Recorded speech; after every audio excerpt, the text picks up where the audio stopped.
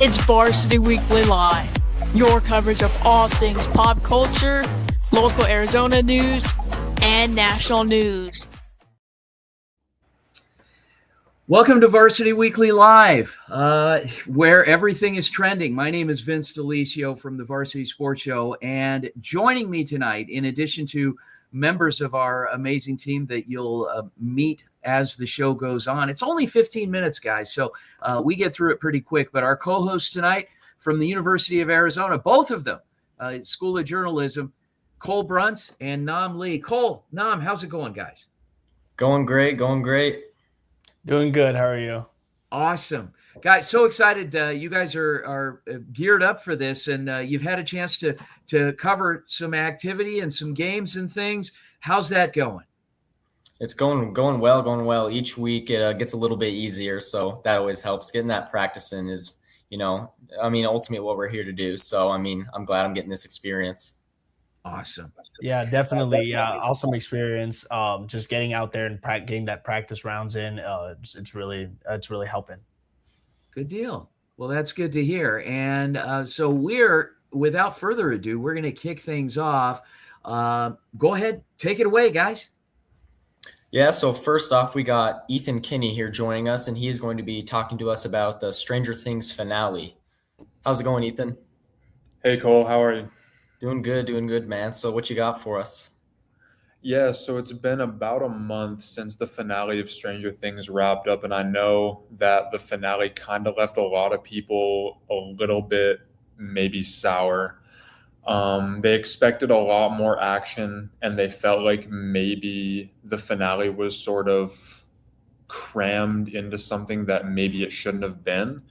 The most notable part is at the end where they kind of gave the viewers essentially a choose your own story, where Eleven, they thought that she died in the show, but then towards the end, they were seen playing Dungeons and Dragons, which was a common theme across the show.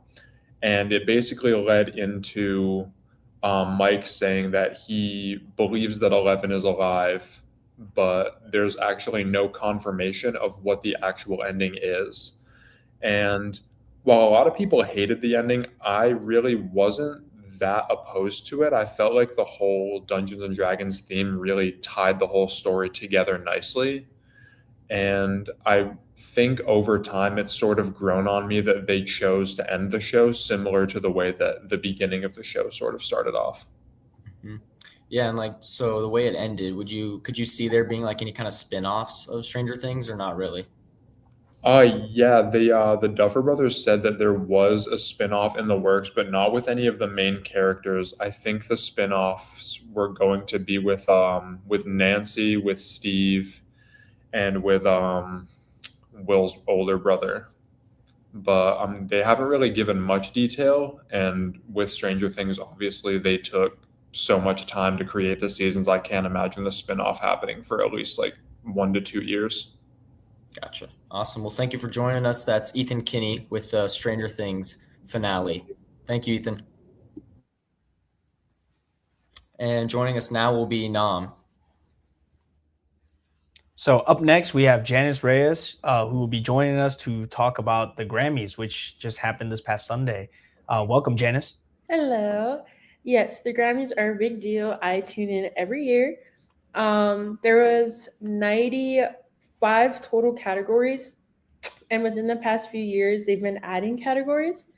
So to kickstart with the big four biggest categories and the winners, Song of the Year was won by Billie Eilish, her song Wildflower. And there was some backlash with that song because technically it came out in 2024. And they would prefer other songs to have won that award. And the next was Record of the Year. It was Kendrick Lamar featuring SZA. And then Album of the Year was won by Bad Bunny, Debí Tirar Más Fotos. And that was the first Spanish album to win Album of the Year, which is like a pretty big deal. And then Best New Artist was won by Olivia Dean. And there was also some controversy behind that one. There's people are always upset over who wins Best New Artist. No one's ever really happy with that one. But yeah, some history was made in the rap industry. Kendrick Lamar left with 5 Grammys, and because of that, he became the most awarded rapper in Grammy history. Yeah. So one thing that caught my attention in the best new artist category was Leon Thomas. That was an interesting name that came Yeah. up in the nomination. Obviously, I don't know if you're familiar. He was big on Nickelodeon Mhm. about 12 years ago, 12, 13 years ago. Any opinions on that? Yeah, I mean, honestly, I love the album. I love the song. I love his performance in the Grammys. And honestly, I was like, whoever wins this is well deserved. I loved watching all of their performances at the Grammys. The Marias are personally one of my favorites. But yeah, I really wasn't upset about who won, who didn't win. So yeah. Awesome. Well, thank you so much, Janice, for telling us a little bit about the Grammys. Obviously, like you said, history was made. Uh, um, Olivia Dean, obviously, like one of the hottest new artists. Bad Bunny with his album being the first Spanish language album, obviously a huge deal. Another year, it seems like another year of history making Grammy Awards. So, thank you so much for joining us. That was Janice Reyes talking to us about the Grammys. And now we are joined back by Cole Bruns. Hey guys, next coming up, we got Amaya Lucero with a pre-recorded segment talking about the Palo Verde High School winning the National Dance Alliance. Hi, it's Amaya Lucero from Varsity Sports, coming to you from UNLV, reporting on Palo Verde's recent win at NDA. Palo Verde recently competed at NDA Regionals here in Las Vegas, Nevada. On January 24th, the Pantherettes competed 2 routines, one jazz and one pom. Their jazz routine placed first with a score of 91.38. Coronado High School placed second, and Faith Lutheran placed third. Their pom routine placed third with a score of 89.5. Faith Lutheran placed first, and Coronado High School placed second. Palo will host their annual auditions this spring. Audition information usually drops between March and April. Be on the lookout or follow their Instagram at Palo Verde Dance. The Palo Verde dance team is a powerhouse. Last year at Nationals, they took 5th place in the varsity jazz category out of 53 teams. All of the girls' hard work paid off on January 24th. They took home an award for technical excellence. The Palo Verde dance team will go on to compete these 2 routines at Nationals on February 14th. You can log on to the Varsity TV NDA Nationals website to watch the whole competition play out live. Good luck, Palo Verde dancers!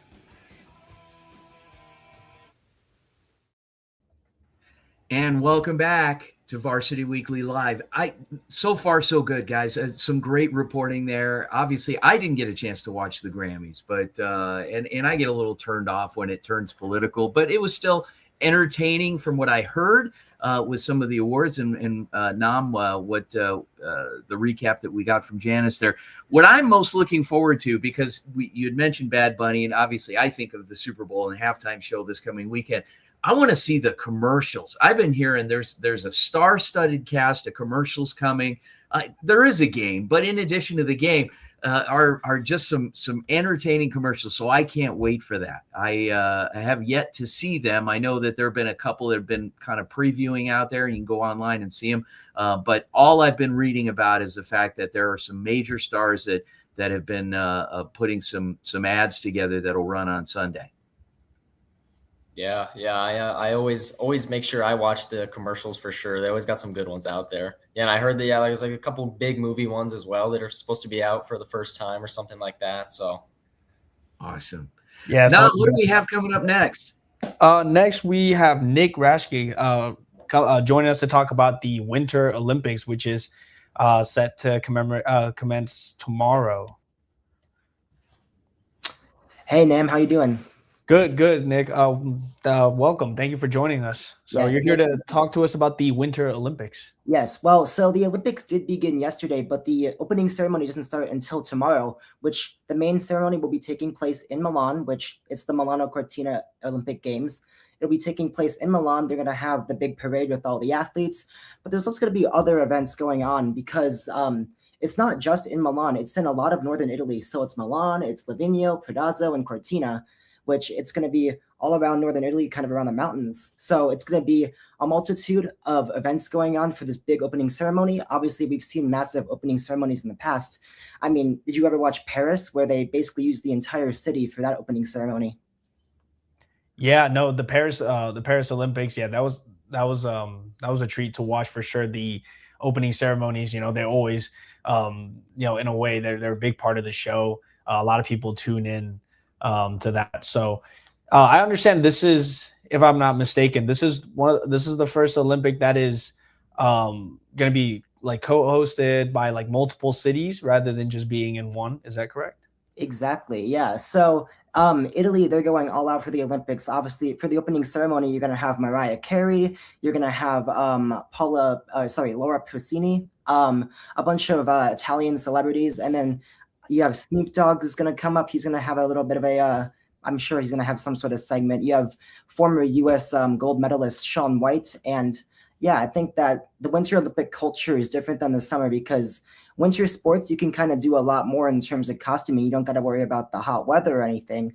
So I think Italy's going to do a good job kind of showing off their culture and doing a lot tomorrow, it's going to be at 2 p.m. Eastern. So that's going to be noon Arizona time. Awesome. Well, it's definitely going to be an exciting time. Winter Olympics, everyone tunes in, So Nick, that was Nick Rashke. Thank you so much for joining us to talk to us about the Olympics. And now we are joined again by Cole Bruntz. Hey guys, yeah, next we will have Thomas Gabo here joining us to talk about the Grammys. Gabo with the Varsity Sports Show, and today I'm going to be talking about the 2026 Grammys. Hosted by comedian Trevor Noah, the 2026 Grammys went down at Crypto.com Arena in Los Angeles. Bruno Mars and Rosé opened the show, and we've seen Justin Bieber perform one of his songs, Yukon, for the first time in 4 years. Now getting into the awards. Olivia Dean won Best New Artist. Kendrick Lamar and SZA win Record of the Year with their song Luther. Kendrick Lamar had 9 nominations last Sunday night, and Cher stole the show and has an oopsie and tried to walk off stage when she was supposed to announce Record of the Year, but then announced late Luther Vandross instead. Oh, they told me it was going to be on the prompter. Oh, the Grammy goes to Luther Vandross.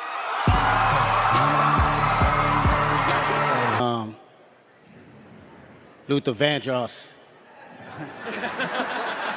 Billie Eilish's Wildflower won Song of the Year, and who stole the show at the Grammys was Bad Bunny, winning Album of the Year, having 6 nominations and winning the final award of the night.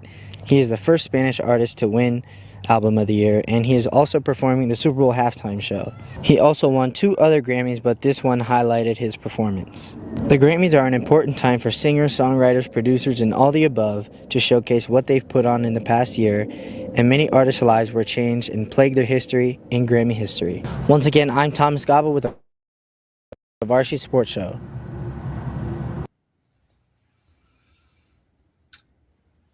Well, great recap by Thomas from UNLV. So nice job tonight. And any takeaways about tonight's show? Any favorites, Cole? I'm really excited for the Winter Olympics. I'm a skier from being from Colorado, but I'm always excited to see the skiing and snowboarding stuff for sure. Nam, what about you? Oh, I mean, it might be a little, honestly, same. I feel like these big events, Olympics, World Cup, they always bring people together. It's always a good time. I guess, maybe some people just use it as an excuse to get together and just, have some fun. But it's always a great time. So definitely looking forward to that. Great. Good stuff. Hey, tune in tomorrow night, guys. We are going to be out at a lineman invitational out at Corona del Sol High School, and Friday Night Live will be at 10 p.m. Mountain Standard Time, 9 p.m. Pacific on all of our social media platforms. Tune in for that, as well as Saturday morning's Varsity Sports Show. We'll have some live reports from members of our team from the Waste Management Phoenix Open, among other things. So on behalf of our amazing team and co-host tonight from the University of Arizona, Cole Bruntz and Nam Lee, my name is Vince Delicio, and thank you to our producer from UNLV, Marla Mundo. On behalf of our team, have a great night, everyone, and thanks for tuning in to Varsity Weekly Live. It's Varsity Weekly Live, your coverage of all things pop culture, local Arizona news, and national news.